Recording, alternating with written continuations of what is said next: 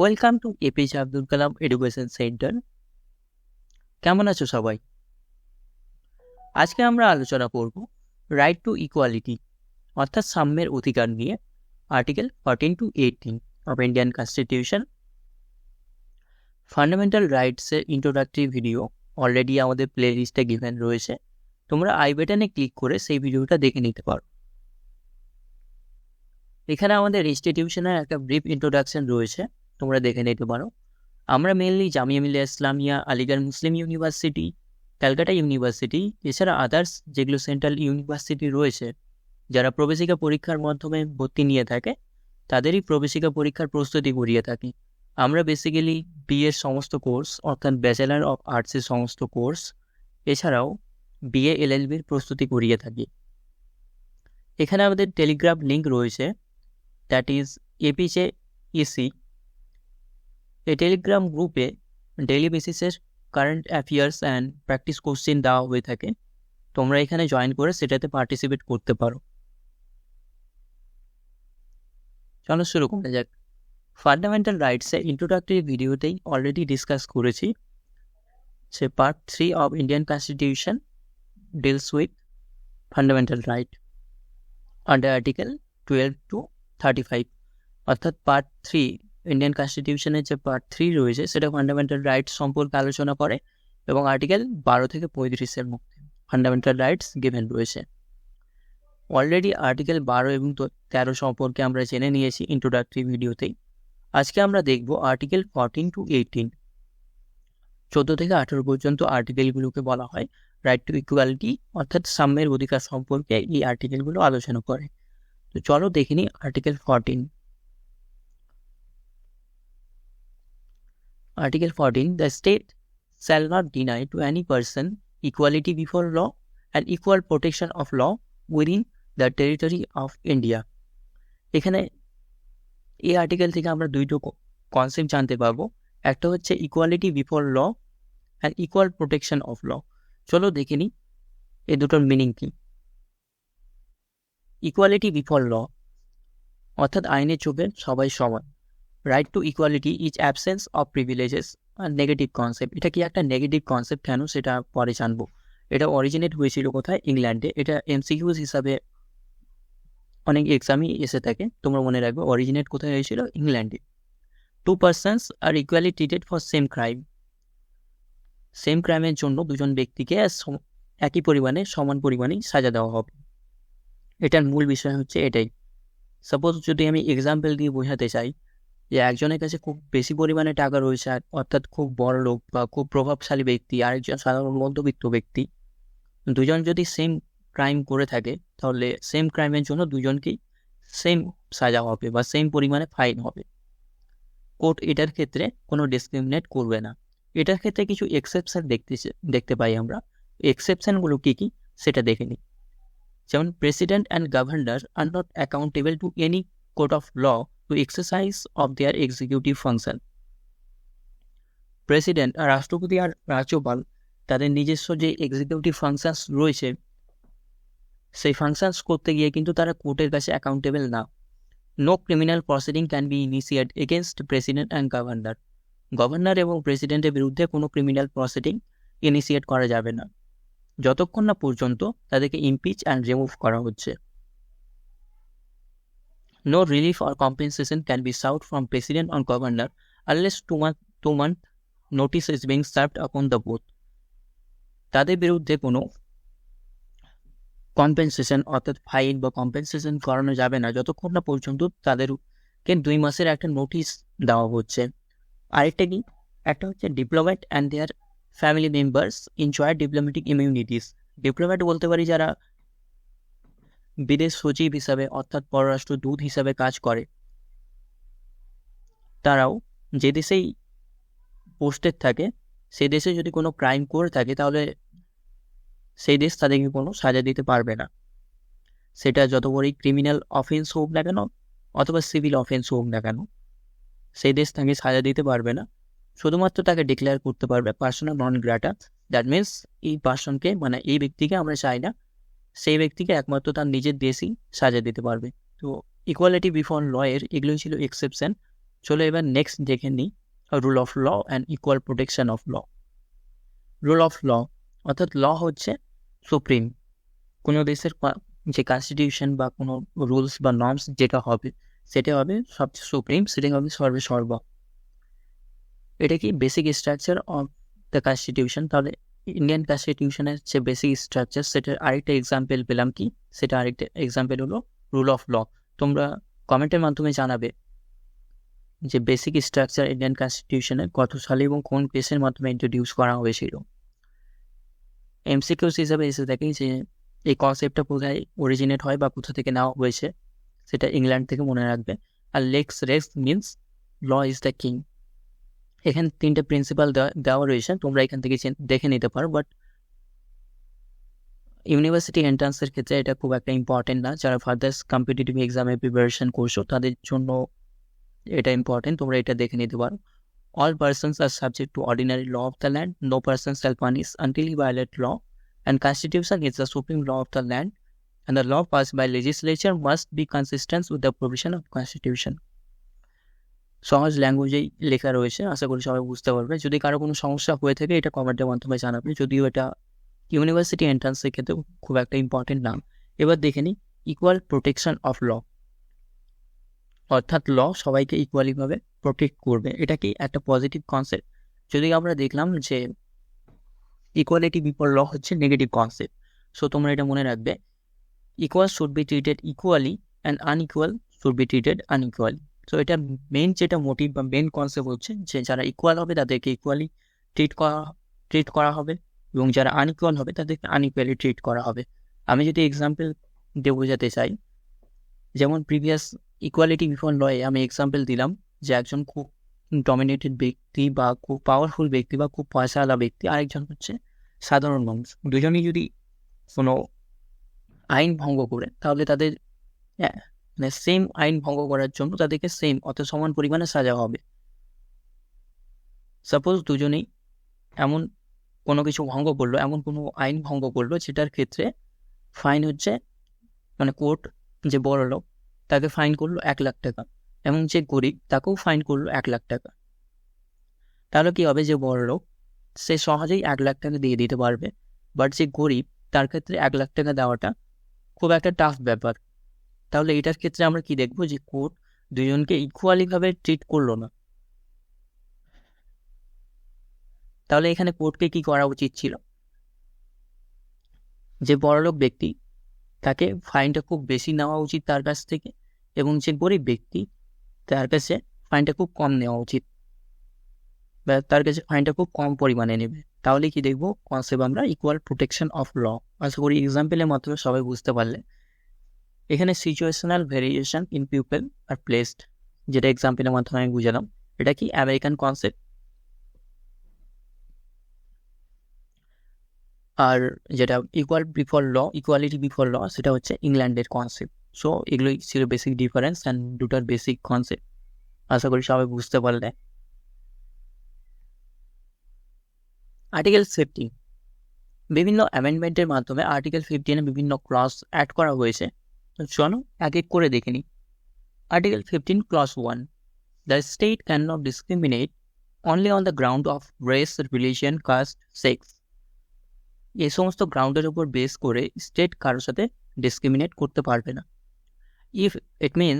If there are other grounds of discrimination is present, then state can discriminate its citizens. That means যে state এই 4টা গ্রাউন্ডের উপর base করে কারোর সাথে ডিসক্রিমিনেট করতে পারবে না, বাট আদার্স কোনো গ্রাউন্ড যদি থাকে তার উপর বেস করে স্টেট কোনো সিটিজেনের সাথে ডিসক্রিমিনেট করতে পারে। যেমন males prefer over female in mining industry. Mining ইন্ডাস্ট্রিতে ছেলেদেরকে বেশি রিক্রুট করা হয়ে থাকে মহিলাদের ক্ষেত্রে, কারণ আমরা জানি যে ছেলেরা বেশি ক্যাপাবেল হয়ে থাকে, ফিজিক্যালি বেশি ক্যাপাবেল মহিলাদের থেকে। সেই জন্য অনলি ফর সিটিজেন, এটা মনে রাখবো। আর্টিকেল 15 শুধুমাত্র সিটিজেনরাই এনজয় করতে পারে, এটা কোনো ফরেনার এনজয় করতে পারে না। এবার দেখে নিই article 15 clause 2, it prohibit both state and private individual for discriminating against citizen on the ground of race, religion, caste, sex, place of birth, or any of them, in having access to public places. Public প্লেসগুলো কি কি? Such as park, hotel, entertainment place, hospital etcetera. এছাড়াও কি কি? Wells, ghat or tanks, roads maintain out of state fund. Simply আমি যদি বলতে চাই, যে সমস্ত পাবলিক প্লেস স্টেট ফান্ড দিয়ে তৈরি হয়েছে সেগুলোতে প্রবেশের ক্ষেত্রে রেস, রিলিজিয়ন এগুলোর বেসিসে কারোর সাথে ডিসক্রিমিনেট করা যাবে না। এটা কি? It helps fighting against untouchability along with article 17। Article 17 কি? আর্টিকেল 17 ডিলস করে আনটাচেবিলিটি সম্পর্কে, সেটার সঙ্গে এটাও আনটাচেবিলিটির সাথে ফাইট করতে ডিল করে। তাহলে আমরা দুটো আর্টিকেল পেলাম যেটা আনটাচেবিলিটিকে অ্যাবলিশনে হেল্প করে আমাদের। তাহলে কি? আর্টিকেল 15(2) অ্যান্ড আর্টিকেল 17, এটা মনে রাখবো।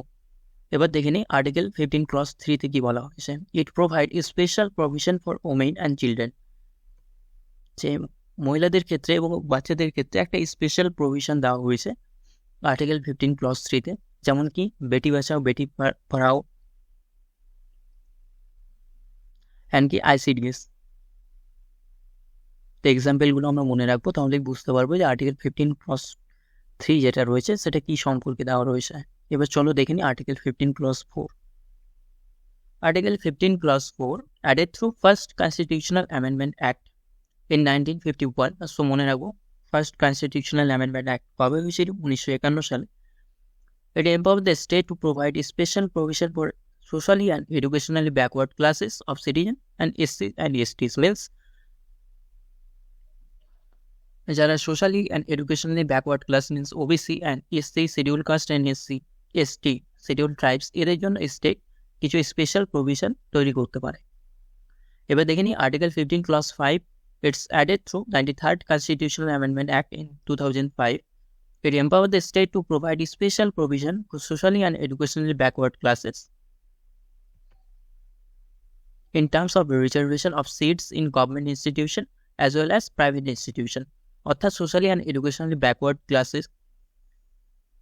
ক্লাসের জন্য স্পেশাল যে প্রভিশন তৈরি করার কথা আর্টিকেল 15(4)-এ আমরা দেখলাম, সেটারই আপগ্রেড ভার্সন হচ্ছে 15(5). দ্যাট মিনস এখানে রিজার্ভেশনের কথা বলা হচ্ছে কোথায় কোথায়? Government institution and private institution except minority institution. শুধু মনে রাখবো যে কোথায় এটা দেওয়া হয়নি, মাইনরিটি ইনস্টিটিউশনে রিজার্ভেশনের কথা এখানে বলা হয়নি। আর এখানে কি বলা হয়? সেন্ট্রাল এডুকেশনাল ইনস্টিটিউশন, যেমন এখানে রিজার্ভেশন 27%, অর্থাৎ 27% রিজার্ভেশন ইন অ্যাডমিশনে বলা হয়েছে, এটা 2006 সালে এটা বলা হয়েছে। এখানেও এক্সেপশন কিছু রয়েছে, যেমন minority institution, 6 schedule areas and high research institution, এগুলোর ক্ষেত্রে এটা ইনস্টিটিউশন। যখন এই রিজার্ভেশন হলো, এর বিরুদ্ধে একটা কেস করা হয়েছিল, PA ইনামদার কেস। এখানে সুপ্রিম কোর্ট রায় দেয়, supreme court said government could not force private institution. আমরা কি দেখলাম? আর্টিকেল 15(5)-এ বলা হয়েছিল যে government institution as well as private institution, এই দুই জায়গায় রিজার্ভেশন দেওয়া হবে, এবং সেটা কত? 27% ইন অ্যাডমিশনের ক্ষেত্রে বলা হয়েছিল। বাট PM ইনামদারের কেসের ক্ষেত্রে সুপ্রিম কোর্ট রায় দেয় গভর্নমেন্ট প্রাইভেট ইনস্টিটিউশনকে ফোর্স করতে পারে না। প্রাইভেট ইনস্টিটিউশন কারা? Those institution are not taking money from government, যারা সরকারের কাছ থেকে কোনো প্রকার সাহায্য, কোনো প্রকার টাকা নেয় না। এবার 93rd কনস্টিটিউশনাল অ্যামেন্ডমেন্ট অ্যাক্ট হয়। Parliament amend constitution and parliament implement reservation in private institution. So আমরা এটা বারবারই দেখে আসছি, সুপ্রিম কোর্ট যখন রায় দেবে গভর্নমেন্টের বিরুদ্ধে, তখন গভর্নমেন্ট আবার কি করবে? কনস্টিটিউশনাল অ্যামেন্ডমেন্ট করবে। যদিও এখানে আমরা দেখলাম গভর্নমেন্ট কোনো ভালো কিছুর জন্যই অ্যামেন্ডমেন্ট করেছিল, সেই জন্য ফার্দার সুপ্রিম কোর্ট আর এর বিরুদ্ধে যাবে না। নেক্সট দেখবো কি অশোক ঠাকুর দেশ versus union of India. Supreme court said constitutional validity on 93rd Constitutional Amendment Act actually supreme কোর্টও ফার্দার দেখে যে গভর্নমেন্টের মোটিভটা কি। যখন দেখে যে গভর্নমেন্টের মোটিভ কোনো ভালো কিছুর ক্ষেত্রে, সেটাকে কনস্টিটিউশনাল ভ্যালিডিটি অলরেডি দিয়ে থাকে। Present condition is that reservation can take place in private institution. বর্তমান অবস্থা এটা যে যেটা প্রাইভেট ইনস্টিটিউশন সেখানেও রিজার্ভেশন দেওয়া হবে। Article 15 clause 6 empower the state to provide by law 10% reservation for economically weaker section, যেটাকে EWS সেকশন বলা হয়ে থাকে, both in government institution and private institution. It was added through 103rd Constitutional Amendment Act 2019. So আমরা এটা মনে রাখবো যে EWS criteria যেটা 10% রিজার্ভেশনের কথা বলা হয়ে থাকে, এটা কবে অ্যাড করা হয়েছিল। সো মনে রাখবো 2019 সালে 103 নম্বর কনস্টিটিউশনাল অ্যামেন্ডমেন্ট অ্যাক্টের মাধ্যমে। EWS এর দুইটা ক্রাইটেরিয়া রয়েছে, একটা income criteria and disadvantage indices. So আমরা যেটা দেখলাম আর্টিকেল 15 এর 6টা ক্লজ, এখানে এর শর্টকাট ট্রিক রয়েছে মনে রাখার। সো তোমরা এটা দেখে মনে রাখতে পারবে। 15 clause 1 এটা ডিসক্রিমিনেশনের ক্ষেত্রে বলা হয়ে থাকে, 15 clause 2 পাবলিক প্লেসেস অ্যাক্সেসের ক্ষেত্রে, 15 clause 3 উমেন অ্যান্ড চিলড্রেনের স্পেশাল প্রভিশনের ক্ষেত্রে, আর্টিকেল 15 clause 4 ব্যাকওয়ার্ড ক্লাসের ক্ষেত্রে, 15 clause 5 এডুকেশনের ক্ষেত্রে অর্থাৎ রিজার্ভেশনের ক্ষেত্রে এখানে, আর 15 clause 6 এটা হচ্ছে EWS ক্রাইটেরিয়া সকল। Article 16 clause 1 equality of opportunity in the matter of public employment, অর্থাৎ পাবলিক এমপ্লয়মেন্টের ক্ষেত্রে আমরা কি পাবো, ইকুয়ালিটি অফ অপরচুনিটি পাবো। Article 16 clause 2 it prohibit the state from discriminating against citizen in the matter of public employment on the ground of, অর্থাৎ কি কি গ্রাউন্ডে কারোর সাথে কোনো ডিসক্রিমিনেট করা হবে না, সেটা হচ্ছে religion, race, caste, sex, residence, descent and place of birth. এই সমস্ত কিছুর ওপর বেস করে পাবলিক এমপ্লয়মেন্টের ক্ষেত্রে কারোর সাথে কোনো ডিসক্রিমিনেট করা হবে না। বাট এখানে আমরা কি দেখবো, মূল rule in Telangana region all seats are reserve for class 3rd and class 4 for 10 years in this region. অর্থাৎ গ্রুপ সি এবং গ্রুপ ডি যে সমস্ত জবগুলো হয়, সেই জবগুলো তেলেঙ্গানা রিজনের যারা বাসিন্দা তারাই শুধু অ্যাপ্লাই করতে পারবে ইন তেলেঙ্গানা, অর্থাৎ হায়দ্রাবাদ এবং তেলেঙ্গানার নিয়ার সারাউন্ডিং যে সমস্ত এরিয়া, সেই সমস্ত এরিয়ার বাসিন্দারাই সেইখানকার জবের ক্ষেত্রে প্রাধান্য পাবেন। বাকি যারা রয়েছে তারা কিন্তু সেই জবের ক্ষেত্রে অ্যাপ্লাই করতে পারবে না। তাহলে এখানে আমরা কি দেখছি, যে residence is on of the ground of discrimination হয়ে গেল। বাট আর্টিকেল 16 clause 2 ক্লিয়ারলি বলছে যে এই সমস্ত গ্রাউন্ডের উপর বেস করে কারোর সাথে জবের ক্ষেত্রে অর্থাৎ পাবলিক এমপ্লয়মেন্টের ক্ষেত্রে কোনো ডিসক্রিমিনেট করা যাবে না। সো এটাকে ক্লারিফাই করার জন্য বা কনস্টিটিউশনাল বেসিস দেওয়ার জন্য আমরা লেটার দেখব article 16 clause 3 it added to constitution provided constitutional basis to mulk rule and residence is one of the ground of discrimination. So যেটা দুটার মধ্যে কন্ট্রোভার্সি চলছিল যে রেসিডেন্সের উপর বেস করে কিভাবে রিজার্ভেশন দেওয়া যেতে পারে, যদিও আর্টিকেল 16 clause 2 এটাকে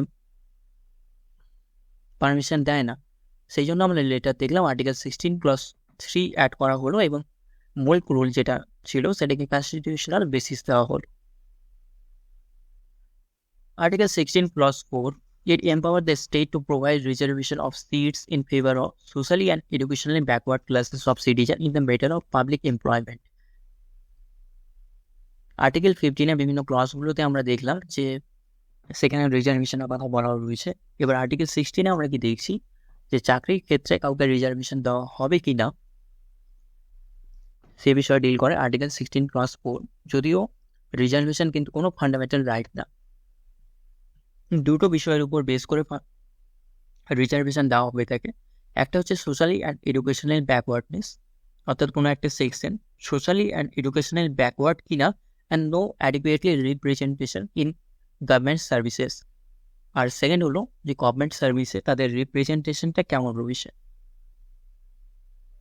নেক্সট আমরা দেখব যে প্রমোশনের ক্ষেত্রে রিজার্ভেশন দেওয়া যাবে কিনা, এ নিয়ে একটা কেস হয় and letter Constitutional Amendment Take 77 Constitutional Amendment Act 1995।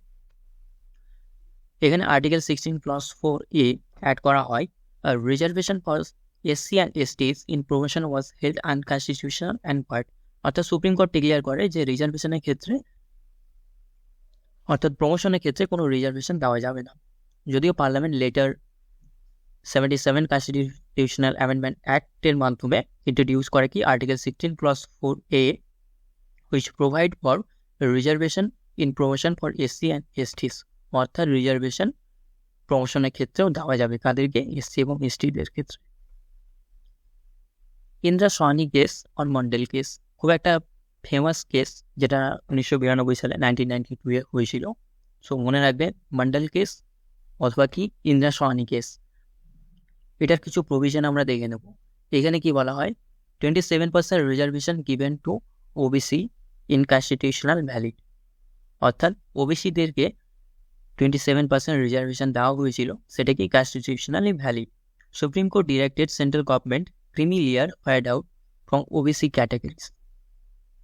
Creamy layer কারা, এটার বেশ কিছু প্রভিশন রয়েছে। সিম্পলি যদি আমি বলতে চাই, ওবিসিদের মধ্যে যারা খুব ভালো অবস্থায় রয়েছে, যাদের অবস্থা খুব ভালো, তাদেরকে যে ওবিসির ক্যাটাগরি সেখান থেকে তাদেরকে বাদ দিতে হবে, অর্থাৎ তারা হচ্ছে creamy layer. Reservation can be given in entry level not life time, অর্থাৎ চাকরির ক্ষেত্রে রিজার্ভেশন শুধুমাত্র এন্ট্রি লেভেলেই দেওয়া হবে, সারা জীবনের জন্য কাউকে রিজার্ভেশন দেওয়া হবে না। পিভি নরসিংহ রাও গভর্নমেন্টস যেটা 10% ইকোনমিক্যালি রিজার্ভেশন ডিক্লেয়ার করেছিল, আমরা কি দেখলাম ইডাব্লিউএস ক্যাটাগরির ক্ষেত্রে যেটা রিজার্ভেশন প্রভিশন দেওয়া হলো সেটা 103rd কনস্টিটিউশনাল অ্যামেন্ডমেন্ট অ্যাক্ট 2019-এ। বাট পিভি নরসিংহ রাও যে গভর্নমেন্ট ছিল 1991 সালে 92 সালে, তখনই তারা 10% রিজার্ভেশনের কথা বলে থাকে, কিন্তু সুপ্রিম কোর্ট সেটাকে আনকনস্টিটিউশনাল ডিক্লেয়ার করে। Ordinarily 50% reservation is the ceiling limit, অর্থাৎ বিভিন্ন ক্ষেত্রে রিজার্ভেশন দেওয়ার ক্ষেত্রে 50%-এর যে সিলিং লিমিট যেটা ছিল সেটা পার হয়ে যাচ্ছিল, সেই জন্য সুপ্রিম কোর্ট 50%-এর বেশি রিজার্ভেশন দেওয়া যাবে না, সেই জন্য 50%কেই সিলিং লিমিট ডিক্লেয়ার করে। And no reservation in promotion, অর্থাৎ প্রমোশনের ক্ষেত্রেও কোনো রিজার্ভেশন দেওয়া যাবে না, সেটাও এই কেসের মাধ্যমে সুপ্রিম কোর্ট ডিক্লেয়ার করে।